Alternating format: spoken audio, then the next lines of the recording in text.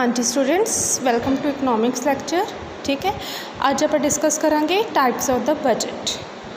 हुण types of budget विच हैगा है सब तो पहला टाइप्स ऑफ बजट दे विच सब तो पहला हैगा बैलेंस बजट। बैलेंस बजट किहड़ा बजट हुंदा है?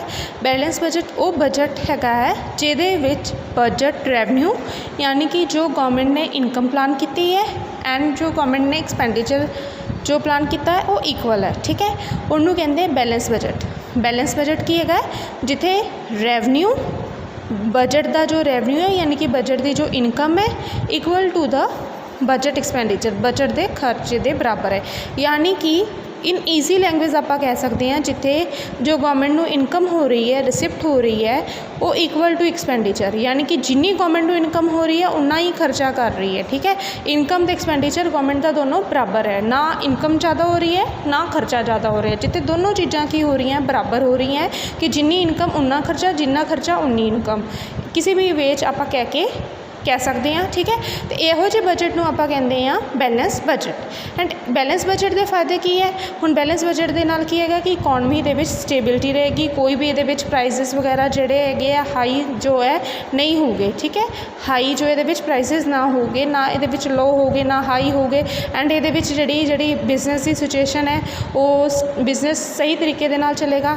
ये मतलब कि कहते इन्फ्लेशन डिफ्लेशनरी गैप कोई भी यहो जी जो प्रॉब्लम नहीं आएगी।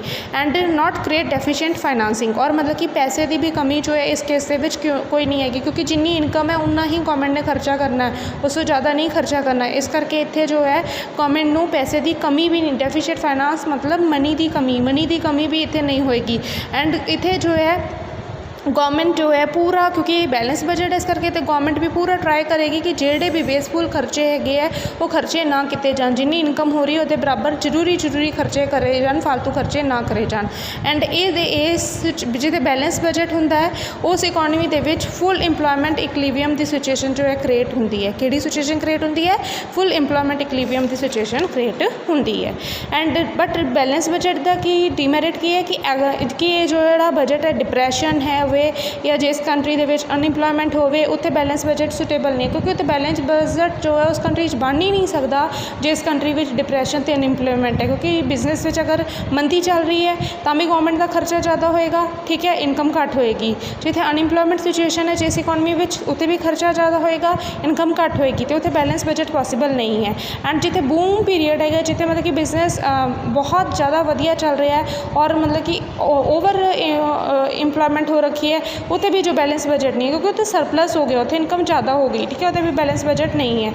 एंड बैलेंस बजट जो है जी बैकवर्ड एंड डेवलपिंग कंट्रीज़ है जड़ियाँ जो कंट्रीज़ या इकॉनमीज डेवलप नहीं कीतियां उत्थे भी सुटेबल नहीं है। यानी कि जो सही माने च देखा जाए कि बैलेंस बजट जो है ओनली डेवलप कंट्रीज कितने देखने को मिलता है। ये जो है ये रियल सिचुएशन जो है बैलेंस बजट की जो सानू कितने किसी भी इकॉनमी देखने को जनरली नहीं मिलती।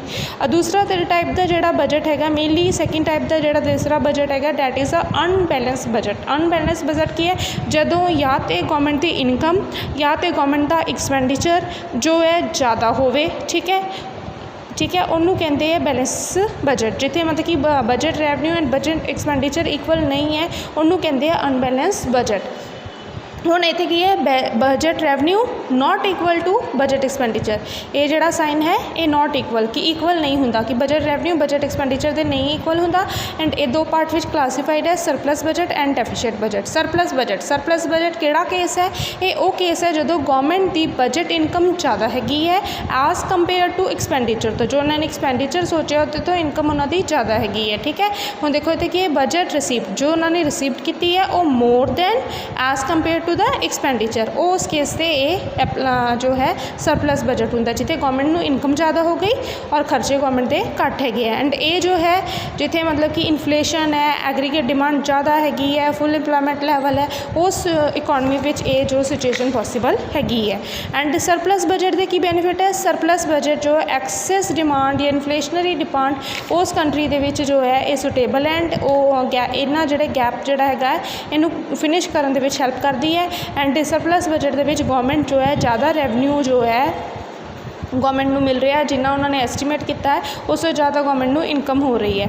ਐਂਡ ਸਰਪਲਸ ਬਜਟ ਜੋ ਹੈਗਾ ਹੈ, ਜੇ ਓਵਰ ਫੁੱਲ ਇੰਪਲੋਇਮੈਂਟ ਇਕਲੀਬੀਅਮ ਦੇ ਕੇਸ ਵਿੱਚ, ਜਿੱਥੇ ਇੰਪਲੋਇਮੈਂਟ ਜ਼ਿਆਦਾ ਹੈ ਉਸ ਕੇਸ ਦੇ ਵਿੱਚ ਜੋ ਹੈ ਸਰਪਲਸ ਬਜਟ ਅਰਾਈਜ਼ ਹੁੰਦਾ ਹੈ। ਐਂਡ ਡੀਮੈਰਿਟ ਕੀ ਹੈ ਕਿ ਇਹ ਜੋ ਇਕੋਨਮੀ ਹੈ ਜਿੱਥੇ ਡੈਫਲੇਸ਼ਨਰੀ ਹੈ, ਡਿਮਾਂਡ ਘੱਟ ਹੈ, ਉੱਥੇ ਸੁਟੇਬਲ ਨਹੀਂ ਹੈਗਾ। ਜਿੱਥੇ ਮਤਲਬ ਕਿ ਅੰਡਰ ਫੁੱਲ ਇੰਪਲੋਇਮੈਂਟ ਹੈ ਉੱਥੇ ਵੀ ਇਹ ਸੁਟੇਬਲ ਨਹੀਂ ਹੈਗਾ। ਅੱਗੇ ਨੈਕਸਟ ਹੈਗਾ ਡੈਫੀਸ਼ੀਟ ਬਜਟ, ਜਿੱਥੇ ਗੌਰਮੈਂਟ ਦੀ ਇਨਕਮ ਘੱਟ ਹੈ, ਗੌਰਮੈਂਟ ਦਾ ਜਿਹੜਾ ਬਜਟਡ ਐਕਸਪੈਂਡੀਚਰ ਹੈ ਉਹ ਜ਼ਿਆਦਾ ਹੈ, ਉੱਥੇ ਜੋ ਹੈ ਡੈਫੀਸ਼ੀਟ ਬਜਟ ਕਹਿੰਦੇ। ਦੇਖੋ ਇੱਥੇ ਕੀ ਹੈ, ਬਜਟ ਰੈਵਨਿਊ ਲੈਸ ਦੈਨ ਹੈਗਾ ਬਜਟ ਐਕਸਪੈਂਡੀਚਰ ਦੇ, ਉਹਨੂੰ ਕਹਿੰਦੇ ਆਪਾਂ ਡੈਫੀਸ਼ੀਟ ਬਜਟ। ਐਂਡ ਇਹ ਜੋ ਹੈ ਜਿੱਥੇ ਜਿਹੜੀ ਇਕੋਨਮੀ ਵਿੱਚ ਡਿਫਲੇਸ਼ਨਰੀ ਗੈਪ ਹੈਗਾ ਹੈ, ਠੀਕ ਹੈ, ਜਾਂ ਐਗਰੀਗੇਟ ਡਿਮਾਂਡ ਲੈਸ ਹੈਗੀ ਹੈ, ਠੀਕ ਹੈ, ਉੱਥੇ ਜੋ ਇਹ ਫੋਲੋ ਕੀਤਾ ਜਾਂਦਾ। ਇਹਦਾ ਫਾਇਦਾ ਕੀ ਹੈ ਕਿ ਜਿੱਥੇ ਡਿਫਲੇਸ਼ਨਰੀ ਗੈਪ ਹੈ ਉੱਥੇ ਇਹਨੂੰ ਯੂਜ਼ ਕੀਤਾ ਜਾਂਦਾ ਹੈ। ਐਂਡ ਇਹਦੇ ਨਾਲ ਕੀ ਹੁੰਦਾ, ਟੈਕਸ ਜੋ ਹੈ ਲੋਕਾਂ ਦੇ ਰਿਡਿਊਸ ਹੋ ਜਾਂਦੇ, ਜਿਹਦੇ ਨਾਲ ਡਿਸਪੋਜ਼ੇਬਲ ਇਨਕਮ ਜੋ ਹੈ ਇਨਕਰੀਜ਼ ਹੋ ਜਾਂਦੀ ਹੈ। ਐਂਡ ਜਿਹਦੇ ਨਾਲ ਡਿਫਲੇਸ਼ਨਰੀ ਗੈਪ ਦੀ ਪ੍ਰੋਬਲਮ ਸੋਲਵ ਹੋ ਜਾਂਦੀ ਹੈ। ਐਂਡ ਇਹ ਜਿਹੜੀ ਪ੍ਰੋਬਲਮ ਇਹ ਜਿਹੜਾ ਹੈਗਾ ਡੈਫੀਸ਼ੀਟ ਬਜਟ ਜਿਹੜਾ ਹੈਗਾ ਹੈ, ਇਹ ਅੰਡਰ ਫੁੱਲ ਇੰਪਲੋਇਮੈਂਟ ਦੀ ਪ੍ਰੋਬਲਮ ਨੂੰ ਵੀ ਸੋਲਵ ਕਰਨ ਦੇ ਵਿੱਚ ਹੈਲਪ ਕਰਦਾ ਹੈਗਾ। ਹੁਣ ਅੱਗੇ ਕੀ ਹੈ, ਡੀਮੈਰਿਟ ਆਫ ਦਾ ਡੈਫੀਸ਼ੀਟ ਬਜਟ। ਡੀਮੈਰਿਟ ਕੀ ਹੈਗੇ ਡੈਫੀਸ਼ੀਟ ਦੇ ਬਜਟ ਦੇ, ਕਿ ਇਹ ਐਕਸੈਸ ਡਿਮਾਂਡ ਜਿੱਥੇ ਹੋਵੇ ਜਿਸ ਇਕੋਨਮੀ ਵਿੱਚ, ਜਾਂ ਇਨਫਲੇਸ਼ਨਰੀ ਹੋਵੇ, ਉੱਥੇ ਸੁਟੇਬਲ ਨਹੀਂ ਹੈ।